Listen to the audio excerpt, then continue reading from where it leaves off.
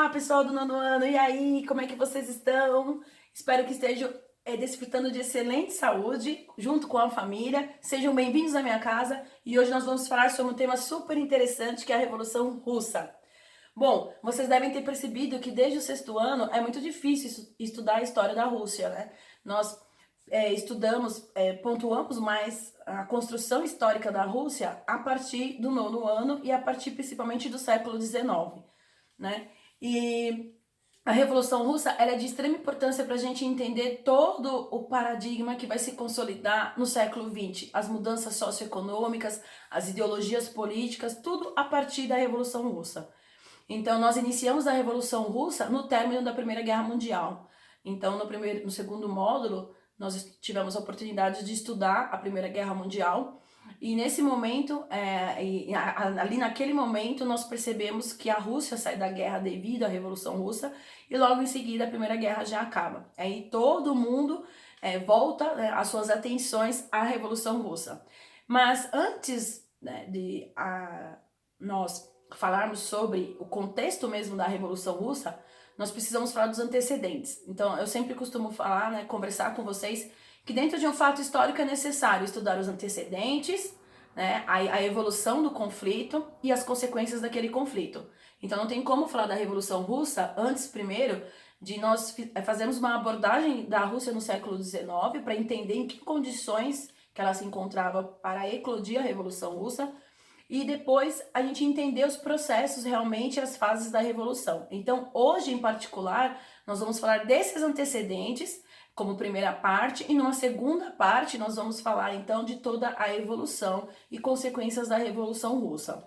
Então, a participação da Rússia na Primeira Guerra Mundial foi decisiva para a Revolução Russa, diante das circunstâncias em que ela se encontrava economicamente, socialmente e até mesmo crises, né, intensas sobre facções políticas dentro do contexto da massa do operariado. Então acabou forçando a Revolução Russa e a saída permanentemente dela da guerra e de outros tratados importantes que foram consolidados pós Primeira Guerra Mundial. Então, nós precisamos recuar um pouquinho no tempo e nós vamos falar um pouquinho desse tempo do século XIX, né? Então, a Rússia, ela tem um extenso território, um território aproximadamente de 22 milhões de quilômetros quadrados, abrangendo terras na Europa e terras também na Ásia, é um extenso território.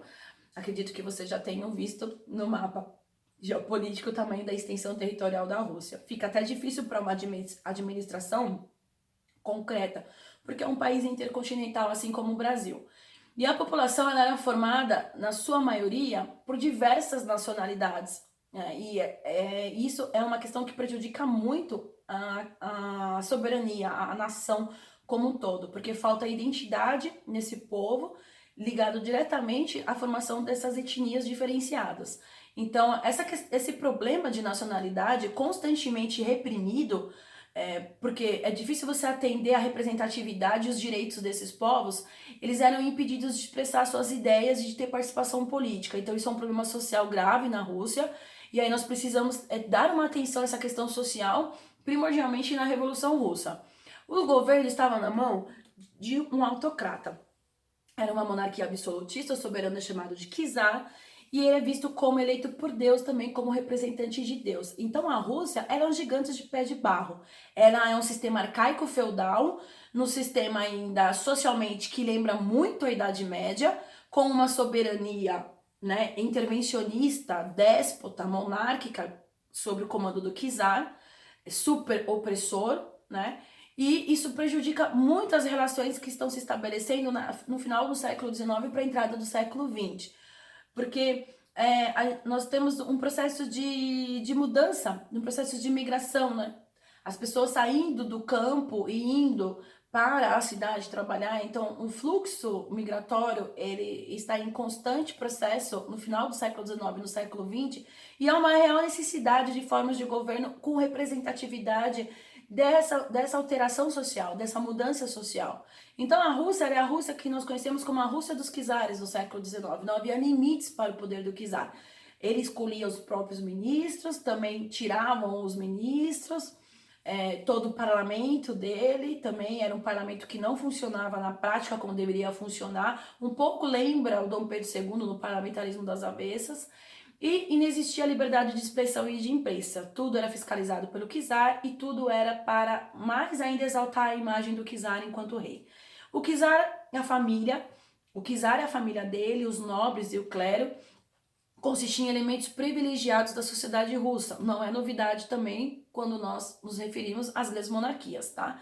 Mas 80% da população correspondia aos camponeses, que nós vamos chamar de mujiks, tá? Há um processo de imigração desses mujiks que viviam na terra, de extrema penúria, né, decadente, perdendo suas terras para as potências estrangeiras, porque havia um processo de modernização, e esse processo de modernização, essas empresas estrangeiras e países estrangeiros interviam nessa questão da posse da terra na Rússia. Eles tinham que pagar altos impostos, né, ao governo pela posse da terra, pelo uso da terra no sistema de arrendamento, numa penúria terrível e passando fome. Entre esses camponeses, um mundo não vou dizer, mas uma quantidade significativa existia de escravos e arrendatários. Tinham muitos escravos ainda, camponeses passando fome e arrendatários que viviam pagando aluguel para o governo. O analfabetismo ele era enorme na Rússia, né? Não é novidade pra gente, isso até aproximadamente 1940 em muitos países.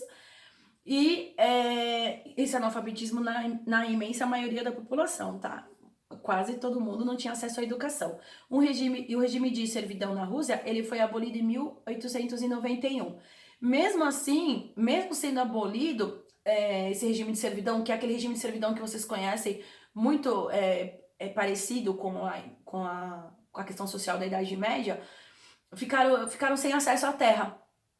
E ainda eles foram obrigados a pagar por indenização dessa terra para o Estado, e foram obrigados a migrar para onde? Para os centros urbanos, procurando emprego. Então nós temos um deslocamento dessa esfera social. Esses mujiks que estão sem terra, desolados, numa condição de vida precária, começam a ir para a cidade procurar esses serviços na indústria.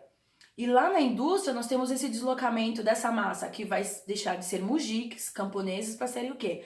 Trabalhadores. Dentro de um processo do século XIX para a entrada do século XX de modernização, né? Ou seja, de um fundo operacional e logística para que as indústrias estrangeiras pudessem vir para a Rússia. E a partir disso nasce o movimento operário. E esse movimento operário ele é recorrente em todos os países da Europa, inclusive aqui até mesmo no Brasil. Esse movimento operário está crescente por causa do êxodo rural, desse processo migratório. A partir então do quê? Da industrialização e de uma aliança entre a burguesia, os grandes financiadores, com os czares, ou seja, com os representantes desses países, então, nesse processo de industrialização. Bom, o czar, ele vem de uma dinastia que está há muitos séculos na Rússia. Então, nós temos aí várias famílias dinásticas que comandam, desde a Idade Média, todo o poder dos principados na Europa. Então, por exemplo, lá no Sacro Império Romano Germânico, nós estudamos os Habsburgos, né? Os Hohenzollern, os Hohenstaufen. E nesse caso, na Rússia, por mais de 300 anos, quem mandou foi a dinastia Romanov. Então, eles governaram a Rússia por aproximadamente 3 séculos. E foi no governo do Alexandre II que começou o processo de modernização. Aproximadamente entre 1859 a 1880, ou começou esse processo de modernização. E a Rússia, ela começa a se modernizar, criando as indústrias de base, principalmente, exploração de petróleo, de aço, começou a construir ferrovias para fluxo econômico com outros países. Uma dessas referências é a Transiberiana, que foi investida pelo czar também. Mas foi sob o comando do Nicolau II, né? No caso, esse que está aqui do meu lado, em 1894, que o Império Russo começou a impulsionar mais ainda a entrada de capitais estrangeiros e mais ainda a Revolução Industrial no país. Junto, lógico, uma questão básica, né? nós temos uma mão de obra muito barata, praticamente escrava na Rússia, então esse processo de industrialização era fácil, as pessoas estavam indo para a cidade praticamente sem nada, então qualquer trabalho que era oferecido era bem-vindo naquelas circunstâncias. E começou então esse processo de crescimento de grandes indústrias, fábricas, fábrica de tecelagem, siderúrgica, o que vocês imaginarem nas principais capitais do Império Russo, entre elas Moscou e São Petersburgo. Né? Então começou um fluxo muito grande migratório e uma densidade muito grande desse processo de trabalho. As condições de trabalho, ela é inerente ao processo da Revolução Industrial nos primórdios. Condições péssimas de trabalho, de 12, 14 a 16 horas por dia, um salário muito baixo, alimentação precária, moradia precária, naquelas condições terríveis que aqueles trabalhadores se encontravam naquele momento da Rússia. E o operariado russo a todo momento se manifestava. Se manifestava em passeatas, greves, revoltas, e era a todo momento oprimido pelas forças do czar fortemente, principalmente pela sua polícia secreta. Né? Então todo czar, não só czar, mas todo líder naquele momento do século XX tem uma polícia secreta e que reprime duramente qualquer tipo de manifestação porque acaba sendo inconstitucional. Apesar que nós vivemos numa monarquia, na monarquia a greve não pode mesmo. Então, nesse processo, aqui eu coloquei alguns pontos em relação à economia da Rússia, tá? Então, a principal atividade econômica era a agricultura, muito rudimentar e pouco produtiva, porque ainda é um sistema arcaico feudal. O setor primário ocupava 75% da população. Quando eu falo setor primário, é o setor da agricultura mesmo, tá? De exportação. Os camponeses estavam esmagados pelos impostos, trabalhavam, a terra não era deles, e os operários tinham baixos salários, trabalhavam muitas horas e não tinham direito de greve e nem organização de sindicatos. Existia uma grande desigualdade social, o clero, a nobreza, eram os donos de mais da metade das terras e detinham grande parte da riqueza, e a burguesia era um grupo social pouco numeroso e não possuía grandes capitais. E aí nós vamos começar então a falar um pouquinho só da entrada do que seria os primeiros passos da Revolução Russa. Então, o socialismo, ele foi inspirado na tradução da obra O Capital do Karl Marx a partir de 1848, que escreveu duas grandes obras literárias, o Manifesto Comunista e o Capital. É como base esses clássicos no intelectualismo do operariado. E naquele momento, aquele operariado que passava por circunstâncias péssimas, eles aderiram, né? Eles abraçaram a ideia, então, desses clássicos da sociologia e fundaram organizações, facções políticas que tivessem como objetivo derrubar quem? O czar, o Nicolau II, tá?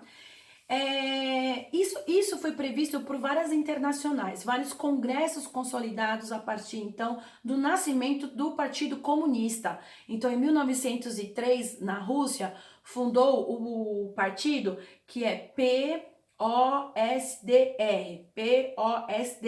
que é o Partido Social Democrata Russo. Então, em 1903, nesse segundo congresso, esse Partido Social Democrata Russo, ele pela primeira vez foi organizado e foi fundado a ideologia do partido político. Naquele momento haviam duas lideranças decisivas, o Yuliy Martov e o Lenin, que é esse que está aqui, ó. Na lousa não, né, gente? Na televisão junto comigo. É a mania de professor, quando tá em sala de aula é a lousa. Mas é esse aqui, o Lenin. Então é o Yuliy Martov e o Lenin, tá? Eles divergiam nessa questão da intelectualidade mesmo, da essência do que seria o comunismo. Então, o Yuliy Martov, é difícil esses nomes russos, né? A gente vai piorar. Ele tinha uma cabeça um pouco mais de aliança com a burguesia, um pouco mais socialista no sentido de eleições partidárias, de ter um parlamentarismo, de ter uma essência real de organização junto com a burguesia. Na verdade, seria uma aliança mesmo, tá? Um pouco mais de centralismo democrático. No caso do Lenin, ele tem a necessidade da revolução do proletariado. Então, ele acredita que realmente precisam de líderes revolucionários e líderes revolucionários profissionais que tirem o czar do poder e se restabeleça, então, uma ordem de socialismo democrático a partir da representatividade dos trabalhadores. Nesse debate intelectual sobre o socialismo, acabou ganhando quem? O Lenin. Ganhando no sentido de quê? De que a maioria da conferência, a maioria dos partidários que estavam naquele congresso, naquele momento, em 1903, começaram a aderir às ideias do Lenin e não do Martov. Então, a grande maioria foi para o lado do Lenin, que formou a dissidência de dois grandes partidos. Então, o Partido Social Democrata Russo se dividiu em dois, nos mencheviques e nos bolcheviques. Os mencheviques ficou com Martov, tá? E os bolcheviques ficou com Lenin, porque bolcheviques quer dizer maioria e mencheviques quer dizer minoria. Então, o Partido Social Democrata Russo, formado em 1903, se formou em duas grandes correntes que pensam o socialismo de uma forma diferente. Bom, aqui nós temos então a formação das lideranças e facções políticas que vão brigar do período da entrada do século XX, 1905, até 1917, então, contra o poder autocrata do czar.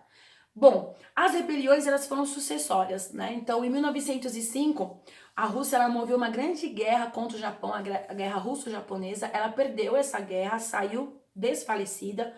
Os soldados russos praticamente destruídos, perdeu um monte de território no Extremo Oriente e aí as condições pioraram dos trabalhadores. Esses trabalhadores eles foram manifestar e eles pediram que eles marcharam até então o Palácio do Inverno, até São Petersburgo, para pedir melhores condições de trabalho e alguns direitos trabalhistas ao czar.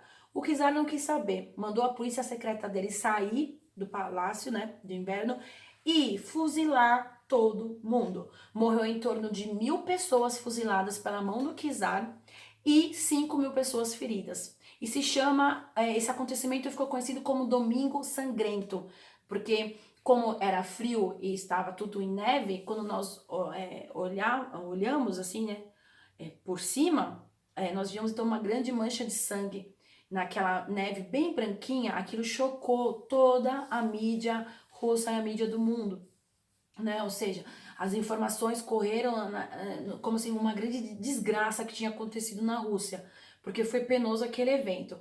A partir disso, o czar começou a perder controle, porque aí houve mais ainda o quê? Mais revoltas, mais oposições contra o czar a partir da atitude dele do Domingo Sangrento. E aí os sovietes, que eram as representações das assembleias nos estados russos, que representam os trabalhadores, começaram a pressionar o czar realmente para a entrada de uma representatividade no parlamento russo desses trabalhadores. E aí o czar resolve formar a Duma, que seria o parlamento russo. Hoje eu termino por aqui.